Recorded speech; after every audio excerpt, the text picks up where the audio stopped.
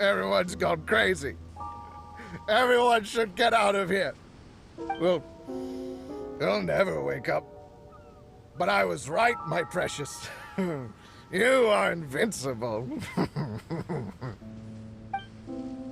Precious? What's his precious? A miracle machine. Definitely not impossible. I think he's referring to that machine. What a drunkard. Oh, goodness. The smell of alcohol. Main Fräulein, please allow me to fan the fumes away with my wings. Oh, excellent. Please, fan them away from me, too. Certainly. I've checked the surroundings, but there's no one else here. Isn't that strange? The Fatui is a big organization, but he's the only one left at this camp. What's more, we didn't even see him the last time we were here. Even the larger gentleman from the first time is missing. I think they must be hiding somewhere. As for why they may be hiding, I'm afraid we'll have to ask him. But he's as drunk as tone-deaf Bard. Should we wait for him to sober up? Cleanse him with the holy spring of punishment. Main Fräulein means to splash him with water. Ooh, sounds like a good idea. Let's try.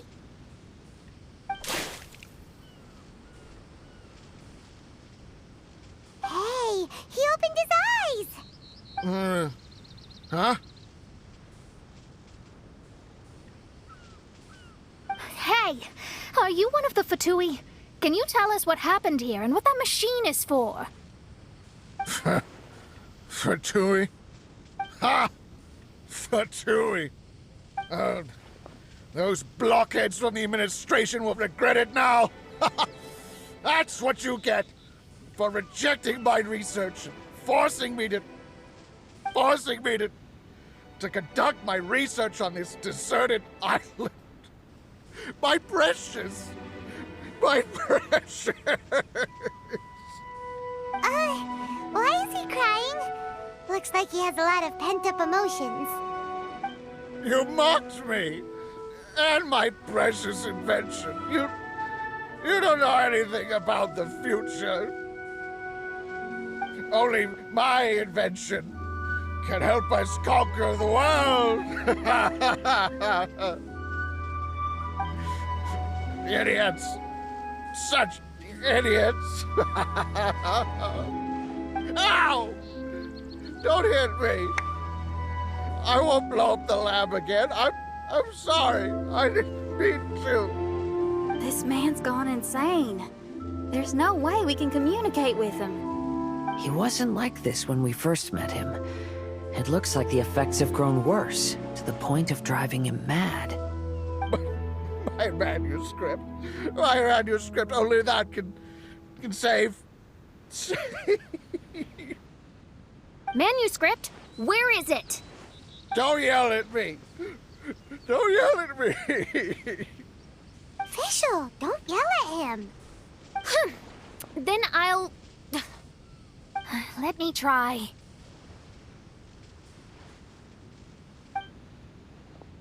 Kind sir, look at me.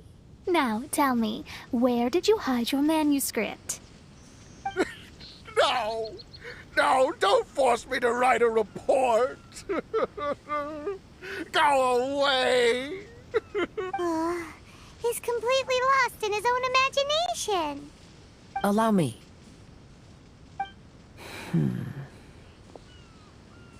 Please excuse me.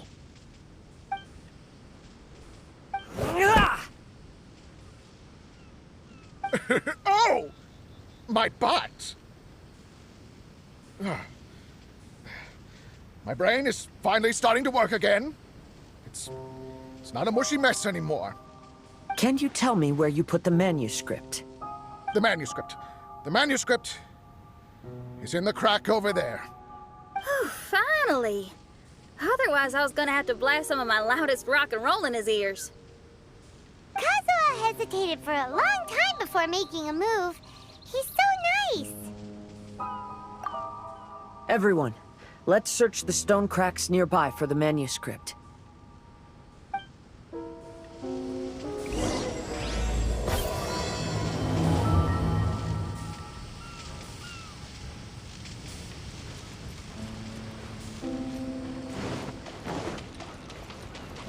Adventure time!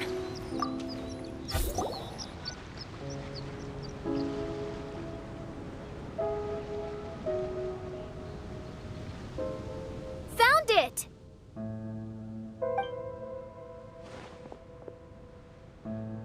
Congratulations!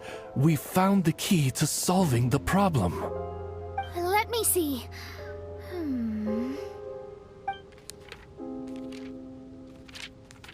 Just as I thought. This machinery, named cognitive mimicry, is capable of altering the state of people's brains. It was invented by the researcher we met earlier.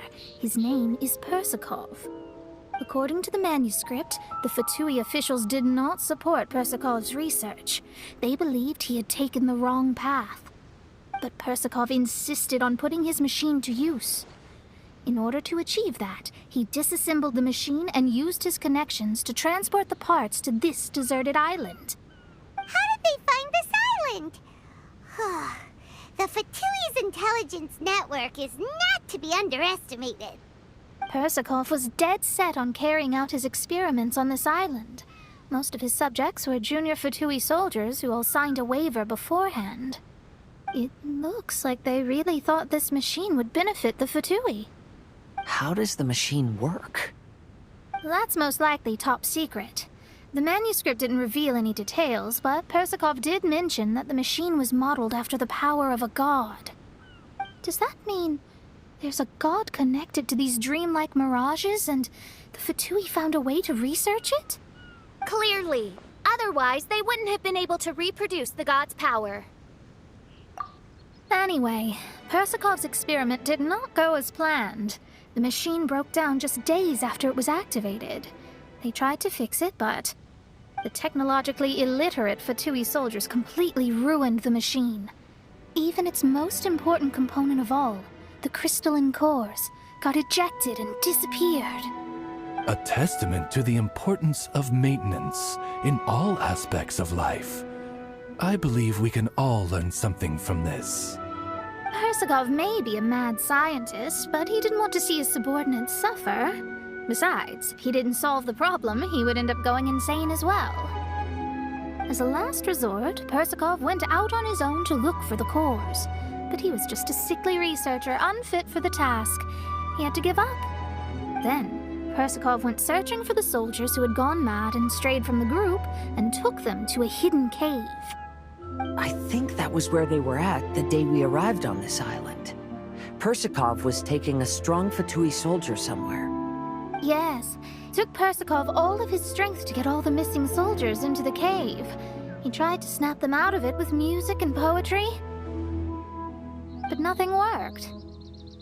We came here once, but there was no one around.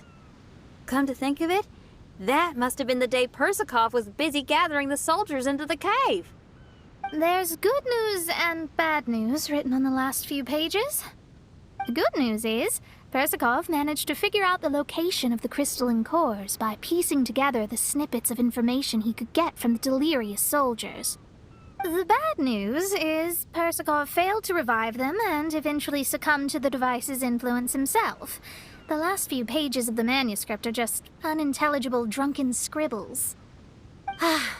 It appears that the responsibility for this issue now falls to my retainers and I.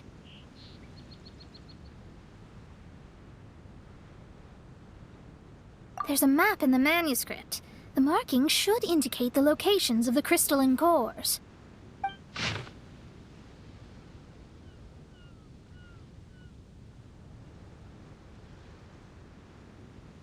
We've got no choice but to find the crystalline cores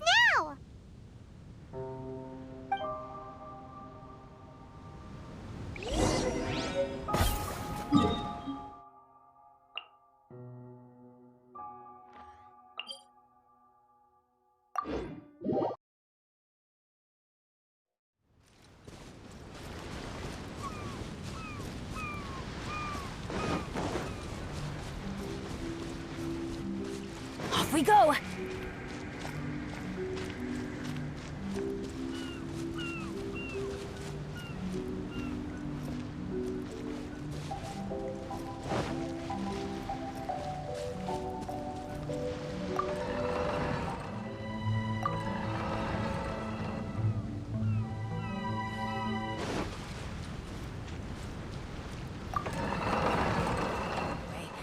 Knowing my luck, the opposite is probably true for me.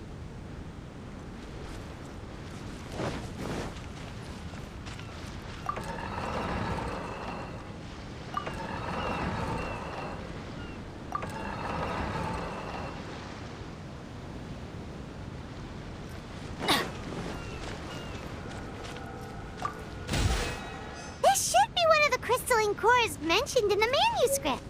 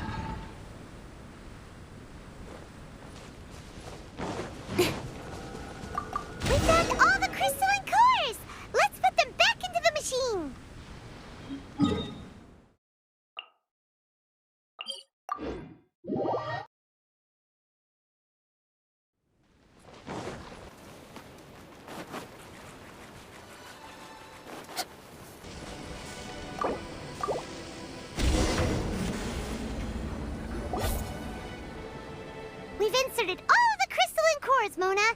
Is that all we needed to do? I think so. That's what the manuscript says, anyway. Let's give it some time. Hopefully it'll return to normal.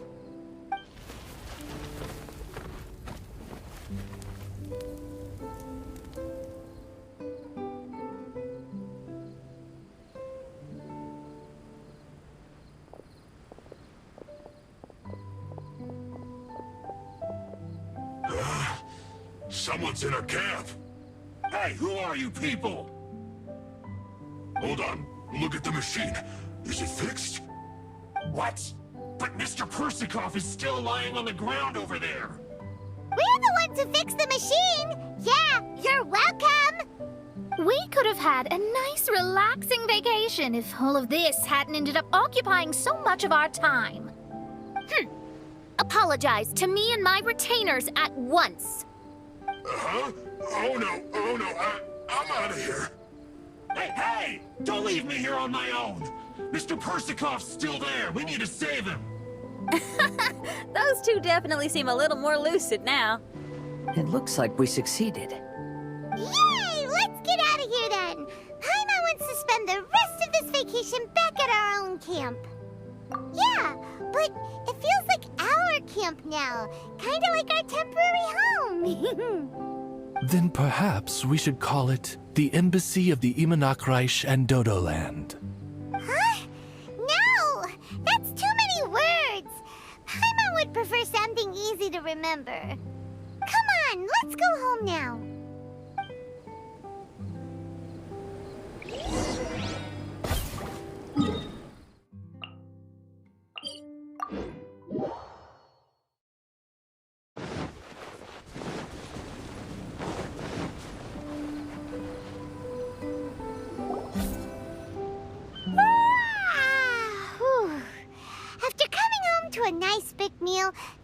a long lie down.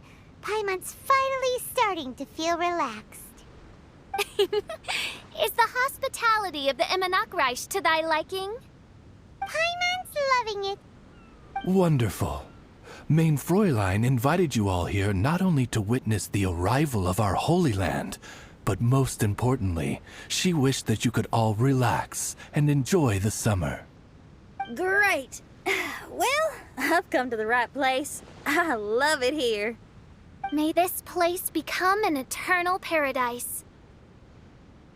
Main Fräulein says she hopes to go on more adventures with you here in the future. Of course. And you should come find me and Leo when you get the time. I'll show you around.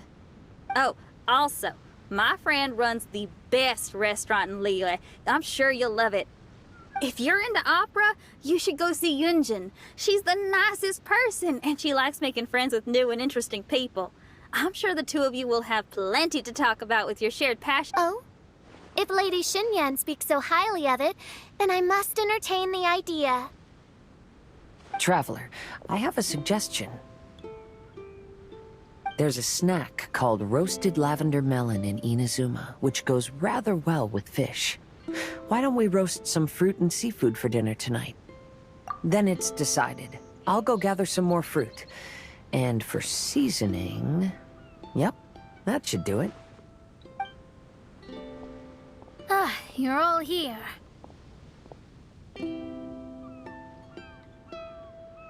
I've noticed an issue. Although we've fixed the machine, as you can see, the mirages on the islands have still not disappeared. I've noticed that too. But considering it took some time for the mirages to appear, it may also take some time for them to disappear.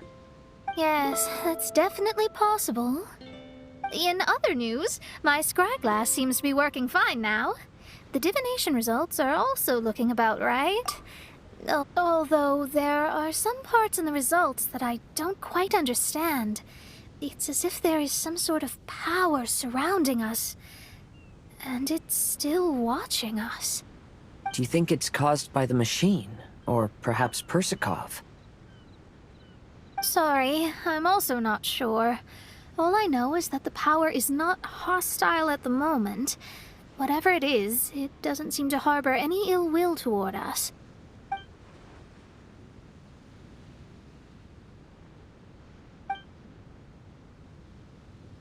Well, although there's nothing left to disturb us and we can finally kick back and enjoy our vacation, we still ought to be cautious while we're on these islands. I will keep seeing what the stars say every day. I promised Fischl that I'd be her guard. I can help. Good. I'll be counting on you. Goodness knows why those girls are so carefree about everything. I suppose it falls to me to be extra vigilant. Oh, coming. Oh, so we're gonna call the tone-deaf bard, right?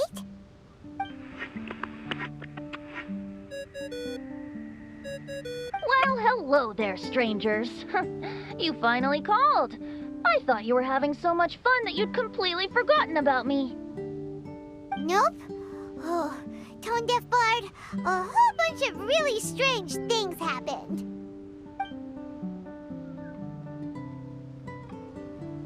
A strange machine that can imitate the power of a god?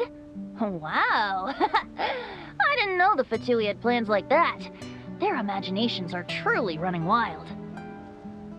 So, judging from your tone, it sounds like you don't know any more about this than we do. Alas, I am but a humble bard who sings for his Mora in the tavern. Why would I know anything about it? Ugh, so annoying. But other than that, did you two have fun? We did! We ate a lot of yummy food and saw loads of amazing things! It was really cool! That's good. The point of traveling is to record any feelings stirred along the way. As long as you had an unforgettable experience, this journey has served its purpose. As for the mysterious voice, although we don't know who it was, not only did she not harm you, she also helped you to gain a better understanding of each other, right? If you look at it that way, maybe she meant you well. I mean, if she was able to intercept Alice's communication tool, I'm sure she's also plenty capable of attacking you. Tone Deaf Bard is right. I'm glad to bring you some peace of mind. Just enjoy your vacation to the fullest. And don't forget to tell me all about the marvelous mirages when you get back. I want to record all these beautiful memories and turn them into ballads. Every summer will become an unforgettable song. Then I'll just wait for your return. Happy vacationing! If Tone Deaf Bard thinks it's okay, then maybe there's nothing to worry about. After all, Tone Deaf Bard is still a god. We should probably trust him. Let's head back. We don't want to keep everyone waiting. Hold on. Didn't Fischl say earlier that she's going to catch some crabs? Oh, Paimon wants to go too! Now you have solved the mystery. Doesn't it make you feel happy? Satisfied? Don't worry, I won't hurt you. I'm just a little bird that sometimes flies by these islands, and am now watching you from far, far away. I just so happened to sense a power here that has something to do with me. I was curious, so I landed on the beach to quietly watch everything that took place on these islands. It was fascinating. The ones who came here to work were so busy, and yet I still saw genuine smiles on their faces from time to time. And then all of you arrived later on, bringing your glorious dreamscapes and wonderful willpower. Your dreams are like the pure and delicate bubbles floating on the water. The more beautiful the illusion, the more it fascinates me. I'm not able to travel myself, but I do admire free spirits like yourself. So, I helped them design a little something for you all. I hope you like. As I said, I don't have an agenda. I'm just a little bird. I stopped here to admire your lives, joys, sorrows, and all. You are a special person with a unique and brilliant glow. I decided to communicate with you in this way because I'm really curious about you. There's no need to wonder about my name. Maybe one day in the future, we will meet in another place. When that time comes, I think you'll be able to recognize me.